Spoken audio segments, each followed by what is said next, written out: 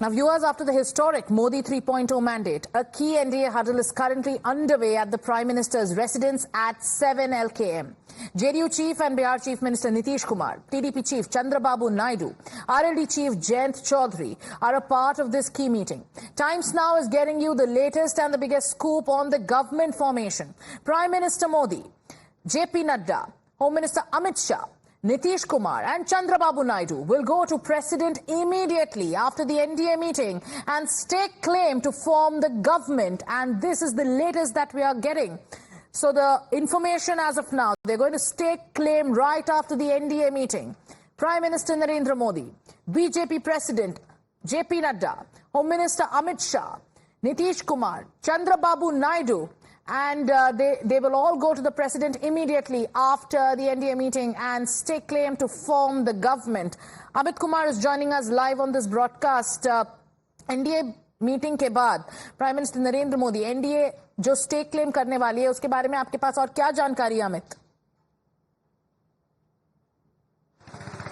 देखिए, सबसे बड़ी बात की समय जो है कम है और खास करके ऐसे वक्त पर जब एनडीए के कुछ घटक दलों को साधने की कोशिश की जा रही है। हालांकि पहले ये खबर आई थी कि 7 तारीख को जो एनडीए के सभी सांसदों की बैठक होगी जिसमें नेता चुना जाएगा प्रधानमंत्री मोदी को और इसके बाद क्लेम करने के लिए राष्ट्रपति जाएंगे तमाम नेता। लेकिन एक जानकारी ये भी आ रही है कि आज अभी यही स्ट्रेटेजी बन रही है कि अब कैसे क्या करना है, आगे कोर्स ऑफ एक्शन क्या होगा। लेकिन सोर्स ये बता रहे हैं कि हो सकता है कि आज जब अभी एनडीए की बैठक चल रही है, बैठक जैसे ही खत्म होती है तब एनडीए के कुछ साथियों के साथ, क्योंकि इस बैठक में जो एनडीए के तमाम घटक दल हैं वो अपना समर्थन पत्र बीजेपी को देंगे कि बीजेपी में नरेंद्र मोदी के समर्थन में वो अपना पत्र देते हैं। उनकी पार्टी पूरी तरह से एनडीए का पार्ट है और नरेंद्र मोदी की अगुवाई में एनडीए की सरकार को वो समर्थन करती है। और इस चिट्ठी के बाद पूरा एनडीए की जो मीटिंग होगी और इसके अलावा साथ ही साथ जो भविष्य में अगले 2-3 दिन के बाद करिए 8 तारीख को फॉर्मेशन होना है, शपथ ग्रहण होना है,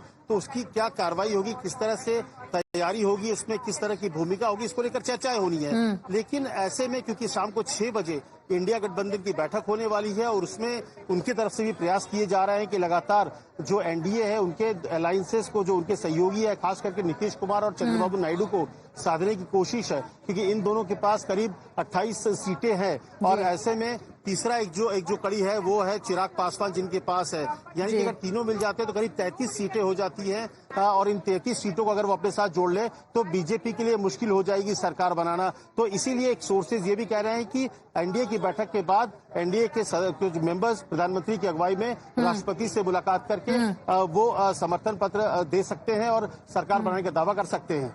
और शाम को 8 बजे आज प्रधानमंत्री जो राष्ट्रपति हैं वो जो मौजूदा कैबिनेट है उनको विदाई डिनर भी देने वाली है। Okay, so after this meeting ये जो एनडीए के सहयोगियों के साथ जो स्टेक क्लेम किया जाएगा आज ही के दिन, उससे एक बड़ा मैसेज इंडिया एलाइज को भी पहुंचने वाली है, क्योंकि India allies there are leaders of the INDIA block who are constantly trying to reach out. Congress के कुछ ऐसे नेता हैं जिन्होंने ये भी कहा है कि नायडू और नीतीश उनके दोस्त है और अब it's incumbent on that conscience to take a decision. ये भी कहा जा रहा है कि they are in touch with both Chandrababu Naidu and Nitish Kumar, but by Prime Minister Narendra Modi along with allies going to stake claim today is also sending a huge message to the INDIA bloc, isn't it? जी हाँ, देखिए, क्योंकि numbers अगर आप देखिए तो numbers पूरी तरह से पूरे जैसे पहले की 14 की बात करिए, 19 की बात कीजिए, बीजेपी अपने दम पर सरकार बनाने में सक्षम थी। वो 282 बीजेपी के पास थी 14 में और 303 2019 में। लेकिन इस बार नंबर से बहुत पीछे है और सरकार तभी बनेगी जब एनडीए का पूरा जो कुनबा उनके साथ खड़े हो। और जिस तरीके से अप्रोच हो रहा है, कल से आपने देखा होगा कि नीतीश कुमार को लेकर चाहे आरजेडी की हो या फिर दूसरे कांग्रेस के तमाम नेताओं की जो भाषा वो बदल गई। सब लोग ये कहने लगे कि इंडी गठबंधन जो कि बना था, जब ये विपक्ष का जो गठबंधन बना था उसके सूत्रधार जो थे, जो सेंटर पॉइंट कोई थे तो वो नीतीश कुमार थे। नीतीश कुमार ने सबको जोड़ा था, तो हम लोग साथ रह सकते हैं। चंद्रबाबू नायडू को लेकर भी अच्छी बातें होने लगी कि उनको साथ लाया जा सकता है, वो साथ रह सकते हैं। बीजेपी ने उनके साथ अच्छा नहीं किया। इन तमाम तरह की एक्सरसाइज चल रही है बैकडोर से। इस बात का एहसास बीजेपी को भी है, नरेंद्र मोदी को, अमित शाह, सब तमाम नेताओं को है कि बैक चैनल से लगातार कोशिश हो रहा है कि कैसे एनडीए में टूट हो जाए और इनको जोड़ा जाए। तो ऐसे में किसी भी तरह का रिस्क नहीं उठाना चाहती बीजेपी। जो सोर्सेस कह रहे हैं कि जब शाम को अभी बैठक के दौरान जब सब लोग अपना समर्थन पत्र बीजेपी को सौंपेगी तो क्यों नहीं उन समर्थन पत्र के साथ एक बार चला जाए, राष्ट्रपति को ये बता दिया जाए कि एनडीए पूरा कुनबा जो कि चुनाव से पहले बना हुआ कुनबा है, जिसमें कभी भी इस तरह से दरार नहीं दिखा, वो पूरा इंटैक्ट है। सब लोग नरेंद्र मोदी की अगुवाई में सरकार में साथ जुड़े हैं और सरकार बनाने के लिए नरेंद्र मोदी के और बीजेपी के समर्थन में खड़ी है। तो इसके जरिए क्या होगा कि जो उनकी कोशिश है वो खत्म हो जाएगी और 8 तारीख को बड़ी स्मूथली शपथ ग्रहण समारोह हो जाएगा। फिलहाल मीटिंग में कौन है? आप दर्शकों को दर्शक ये भी जानना चाहते हैं कि फिलहाल जो 7 LKM में मीटिंग हो रहा है उसमें बीजेपी की तरफ से कौन है? और एनडीए के तो सारे एलाइज आ ही चुके हैं, पर फिलहाल मीटिंग में कौन मौजूद है? देखिए, जो जानकारी मिल रही है कि जेपी नड्डा अध्यक्ष वो हैं, अमित शाह है, इसके अलावा राजनाथ सिंह के काफिले को देखा, क्योंकि हम लोग जिस जगह खड़े होते हैं वो वहां से हम लोग सिर्फ काफिले को ही अंदर आते देख सकते हैं।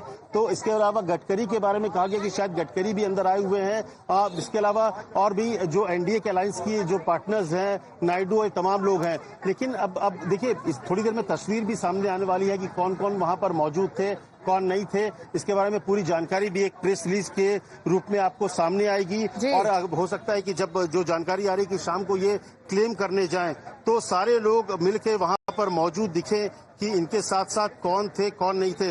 लेकिन सबसे महत्वपूर्ण चीज यही है कि जो यूनिटी है ये मौका नहीं देना चाहती बीजेपी, कहीं से भी एक लूपहोल नहीं छोड़ना चाहती है कि दूसरे को मौका मिले कि वो आकर बीजेपी के अलायंस पार्टनर्स को तोड़ सके, उन्हें अपने साथ जोड़ सके। और इसीलिए बहुत ही जल्दबाजी में कल जैसे ही नतीजे आए तो प्रधानमंत्री मोदी भी खुद लोगों से बात की, अमित शाह ने बात की, राजनाथ सिंह ने बात की ताकि पूरा एनडीए को जोड़ के रखा जाए। और इसीलिए तुरंत ये बैठक बुलाई गई है और संभावना ये जताई जा रही है कि आज जाकर राष्ट्रपति के सामने ये क्लेम कर सकते हैं। Also, the attempt is to ensure that the NDA puts up a united front. And right after the meeting that's currently taking place, and once that meeting concludes at 7 LKM, immediately the NDA, Prime Minister Narendra Modi will stake claim, and joining him will be all the allies of the NDA, Nitish Kumar, Chandrababu Naidu, two key players in this entire scenario right now being reached out by the INDIA. But after yesterday's big election results that did not give a majority to any single party, big steps have been taken in the last 24 hours to form the next government.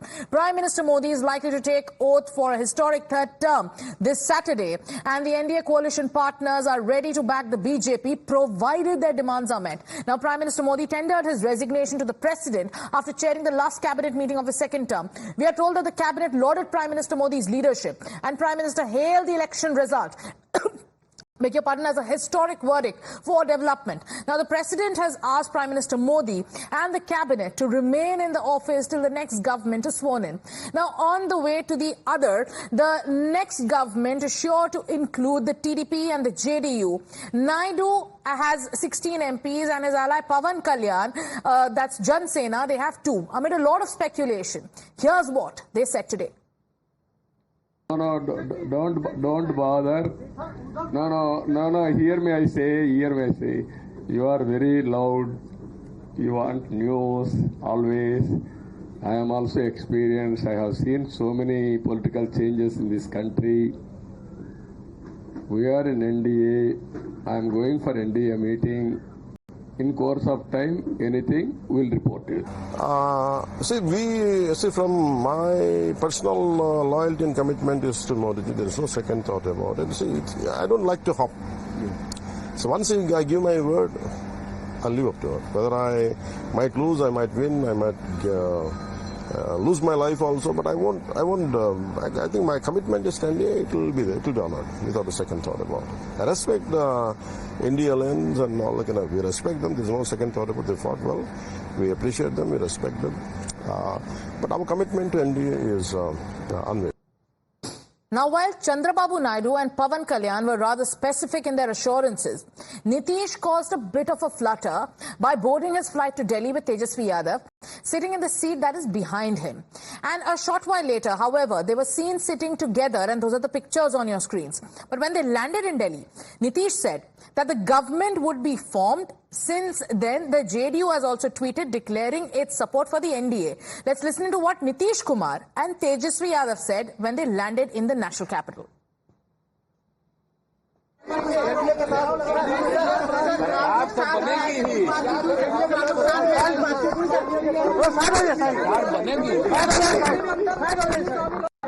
ने सरकार को बचाने के लिए मत किया और जो तानाशाही रही है मोदी जी उनको सबक सिखाया गया। देखिए इस देश में देश के लोगों का जो मिजाज है वो नफरत की राजनीति पसंद नहीं करता, वो बेकार की बातें सुनना नहीं चाहता है, काम की मुद्दे की बात सुनना चाहता है।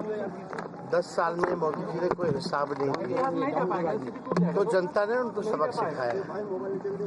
तो हम लोग सब लोग आज बैठक में यहाँ आए हैं और देखते हैं बैठक में क्या सभी लोगों का राय होता है। थोड़ा धैर्य रखिए, अभी देखते जाइए क्या क्या होता है। अमित, सूत्रों के मुताबिक खबरें ऐसी भी आ रही है INDI की जो मीटिंग है उसमें आज उद्धव ठाकरे मौजूद नहीं होंगे और sources are telling Times now that Uddhav Thackeray is sending feelers to the Bharatiya Janata Party. What more do you know about it?